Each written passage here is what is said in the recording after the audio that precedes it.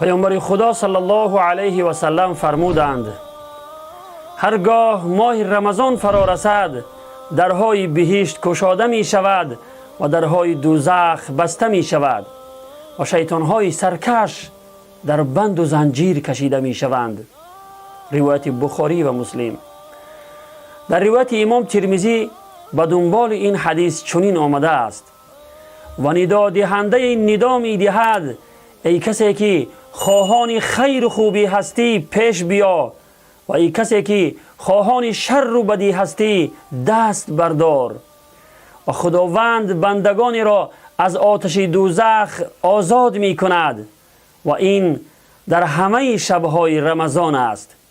روایت ترمذی.